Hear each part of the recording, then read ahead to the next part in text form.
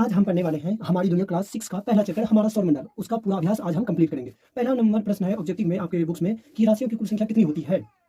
तो राशियों की कुल संख्या होती है 12। पहला प्रश्न का आंसर है 12। दूसरा है सूर्य की आकृति कैसी होती है या कैसी है। सूर्य का जो आकृति है वो कैसा है, गोल है। सूर्य की आकृति कैसा है, गोल है। तीसरा प्रश्न है सौर परिवार का मुखिया कौन है।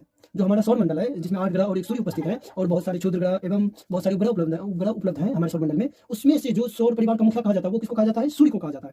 सौर ग्रहों में मतलब कि ग्रहों की कुल कितनी संख्या है, मतलब कि हमारे सौर मंडल में जो पूछ रहा है ग्रहों की कुल कितनी संख्या है, तो हमारे सौर मंडल में ग्रहों की संख्या है 8। सप्तऋषि कितने तारों का समूह है, तो सप्तऋषि जो तारा है वो 7 तारों का समूह है जो उत्तर दिशा में स्थित होता है। अब ये पूछा जाएगा कि अब खाली स्थानों को भरिए। पहला प्रश्न है पृथ्वी एक नक्षत्र को कितने दिनों में, 10 दिनों में पार करती है। तो पृथ्वी जो है एक नक्षत्र को 14 दिनों में पार करती है। दूसरा प्रश्न है कि विषुवत रेखा पर ध्रुव तारा 10 दिखाई पड़ता है, मतलब कि जो विषुवत रेखा पर से देखने पर ध्रुव तारा जो कैसे दिखाई देता है, क्षिति दिखाई देता है। क्षिति मतलब रेखा पर ध्रुव तारा कैसे दिखाई देता है, क्षिति दिखाई पड़ता है।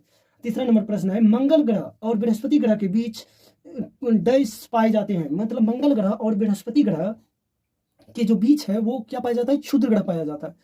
बृहस्पति के 10 उपग्रह है, मतलब बृहस्पति ग्रह का जो है 63 गो उपग्रह है। कितना है, बृहस्पति ग्रह का 63 उपग्रह है। और 5वां नंबर प्रश्न है सूर्य का प्रकाश पृथ्वी तक लगभग 10 मिनट में पहुंचता है। सूर्य का प्रकाश पृथ्वी तक लगभग 8 मिनट में पहुंचता है, लगभग कितना, 8 मिनट में।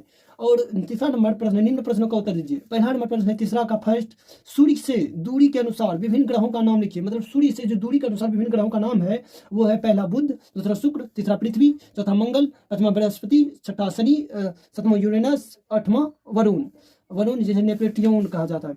दूसरा नंबर प्रश्न है सूर्य के सबसे नजदीक ग्रह का नाम क्या है, तो सबसे सूर्य का जो सबसे नजदीक ग्रह है बुध है। तीसरा नंबर प्रश्न है सौर मंडल का सबसे बड़ा ग्रह कौन है। तीसरा सौर मंडल का जो सबसे बड़ा ग्रह है वो है बृहस्पति ग्रह। और पृथ्वी के निकटतम ग्रह कौन से हैं, पृथ्वी के जो निकटतम ग्रह हैं वो शुक्र और मंगल हैं। उस ग्रह का नाम क्या है जिसके चारों ओर छल्ले पाए जाते हैं, तो वो चारों ओर छल्ले पाए जाते हैं उस ग्रह का नाम है शनि ग्रह। छठा नंबर प्रश्न है सौर मंडल का कौन सा ग्रह आपको सबसे अलग लगा और क्यों। मतलब पूछ रहा है सौर मंडल में जो हमारे सौर मंडल है उसमें सबसे अलग ग्रह आपको कौन सा लगा और क्यों। पृथ्वी है सबसे अलग, क्योंकि पृथ्वी ही एकमात्र ऐसे ग्रह है जिसपे जीवन संभव है, यहाँ हर चीज पाए जाते हैं।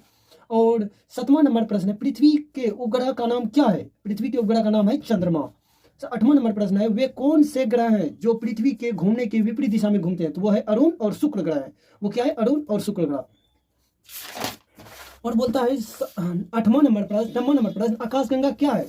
तो आकाशगंगा जो है, आकाशगंगा दूर तक फैली असंख्य तारों की फैली चौड़ी सफेद चमकदार पट्टी है। आकाशगंगा क्या है। 9वां नंबर प्रश्न है आकाशगंगा क्या है, दूर तक फैली असंख्य तारों की फैली चौड़ी सफेद चमकदार पट्टी है। इसकी कल्पना आकाश में प्रकाश की एक बहती नदी के तरह की गई है, इसे आकाशगंगा कहते हैं। और फिर चौथा आकाश पिंड एवं दी गई विशेषताओं को मिलान कीजिए। मतलब चौथा नंबर प्रश्न है आकाश पिंड मतलब आकाश में पाए जाने वाले पिंडों को कुछ लिखिए। बुध ग्रह क्या है,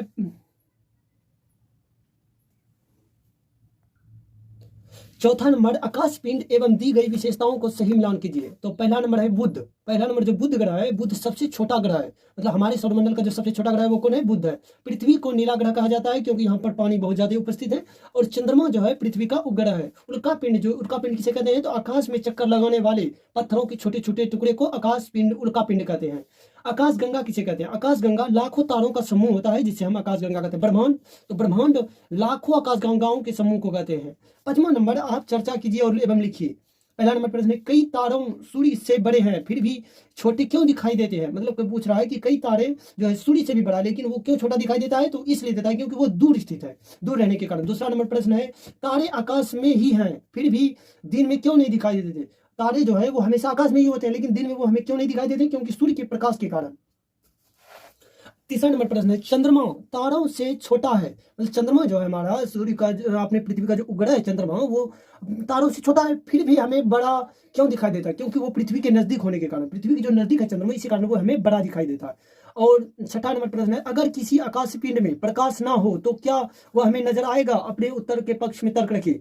हाँ आएगा, क्योंकि देखिए चंद्रमा जो है वो भी एक आकाश पिंड है। चंद्रमा एक क्या है, आकाश पिंड है। उसके पास भी अपना प्रकाश स्वयं का नहीं है लेकिन वो सूर्य के प्रकाश से चमकता आया था, वो नजर आ सकता है कोई आकाश पिंड जिसके पास अपना प्रकाश ना हो।